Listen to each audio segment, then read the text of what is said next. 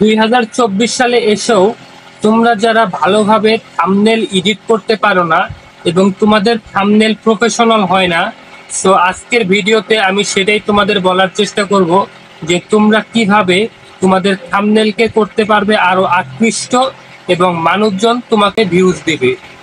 So সেটা কিভাবে করবে এবং থাম্বনেলটা তোমাদের কিভাবে করলে আকর্ষণীয় হবে সেই জিনিসটাই আজকে আমি এক্সপ্লেন করব। আর আমার চ্যানেলে যদি তোমরা নতুন হয়ে থাকো, সাবস্ক্রাইব করতে কিন্তু তোমরা ভুলবে না। তো চলো দেখে ফেলা যাক যে তোমরা কিভাবে থাম্বনেল বানাবে।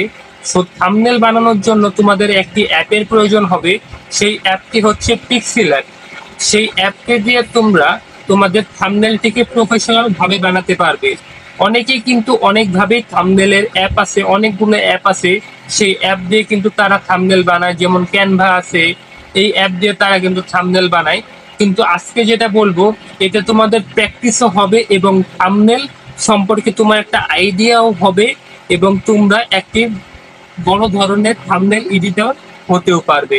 সো চলো এই পিক্সেল অ্যাপ দিয়ে তোমাদের আজকে দেখিয়ে দিব যে তোমরা কিভাবে তোমাদের এই থাম্বনেলটাকে এডিট করবে এবং প্রফেশনাল মুভ করতে পারবে।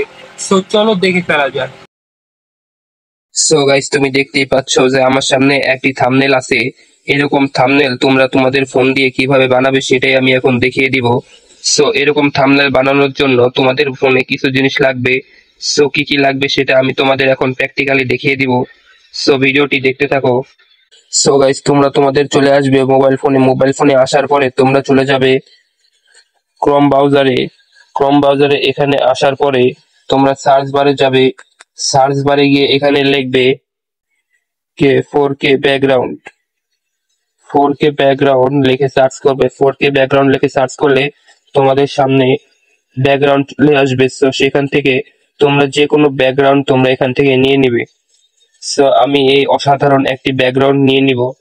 সো এই ব্যাকগ্রাউন্ডটি তোমরা এখান থেকে নিয়ে নিবে। সো এই পাশে দেখতে পাচ্ছ যে ভিজিট নামে একটি অপশন আছে। সো এটার ভিতরে তোমরা একটা ক্লিক করবে। সো এটার ভিতরে তোমরা যখন ক্লিক করবে তখন তোমাদের ভিতরে নিয়ে আসবে টাচ করে ধরে।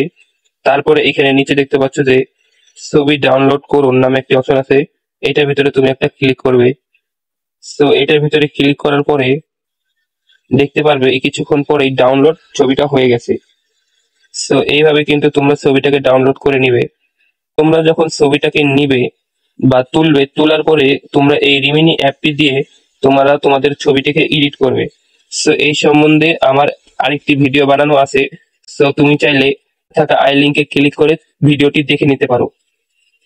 সো তারপরে এই রিমিনি দিয়ে এই ছবিটাকে এডিট করার পরে তোমরা চলে যাবে আবার ক্রোম ব্রাউজারে আসার পরে সার্চ বারে গিয়ে লিখবে removebg.com লিখে সার্চ করবে। সো এটা লিখে সার্চ করার পরে এই পাশে একেবারে উপরে দেখতে পাচ্ছ একটি সাইটের লিঙ্ক দেওয়া আছে। সো এটার ভিতরে তোমরা একটা ক্লিক করবে।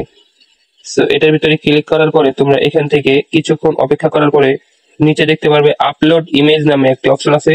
সো এটার ভিতরে তোমরা একটা ক্লিক করে দিবে। ক্লিক করে দেওয়ার পরে তোমরা যে ছবিটাকে এখান থেকে তোমাদের ব্যাকগ্রাউন্ড রিমুভ করতে চাও সেই ছবিটা তোমরা এখান থেকে সিলেক্ট করে নিবে। তারপরে সিলেক্ট করে নেওয়া হয়ে গেলে কিছুক্ষণ সময়ের ভিতরেই কিন্তু তোমাদের ব্যাকগ্রাউন্ড এখান থেকে রিমুভ হয়ে যাবে।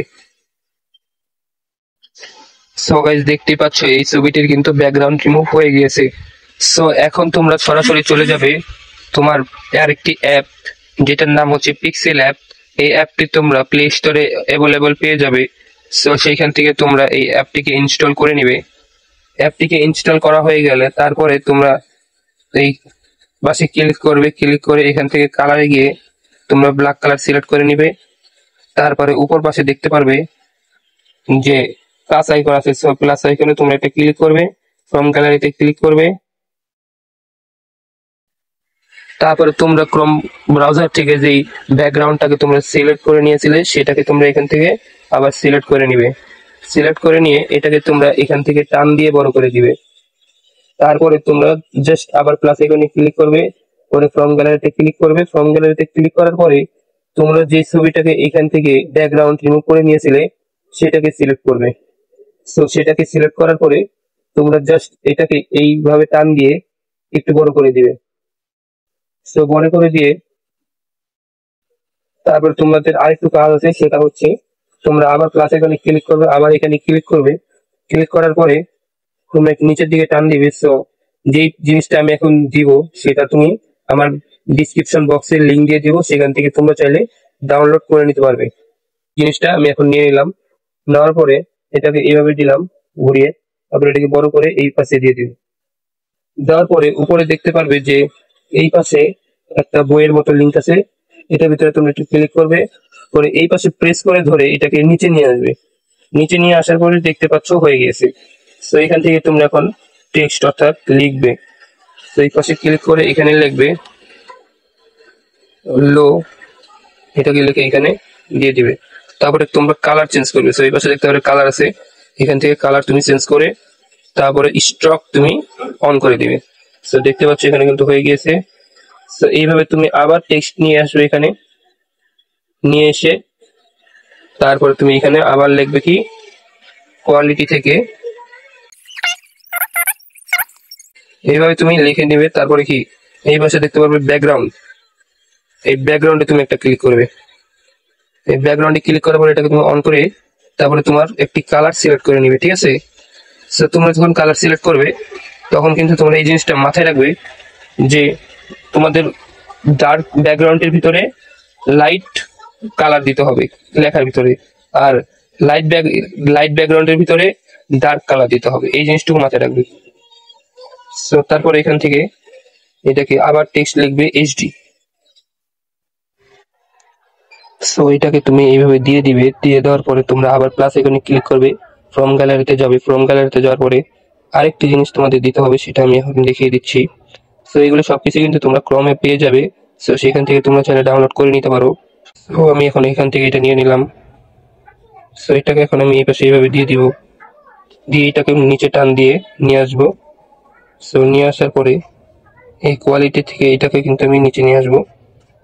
আসার পর তুমি দেখতেই পাচ্ছ কিন্তু জিনিসটা কিন্তু এখানে হয়ে গেছে। সো এইভাবেই কিন্তু তোমরা চাইলে তোমাদের এইচডি কোয়ালিটি থাম্বনেল বানাতে পারো খুব ইজি প্রসেসে। আর এটাকে যদি আর একটু প্রফেশনাল মুড দিতে চাও তাহলে সো এটাকে তুমি এখান থেকে সেভ করে নেবে। সো এই উপরে সেভ বাটন আছে, এখানে তুমি ক্লিক করে এটাকে সেভ করে নেবে।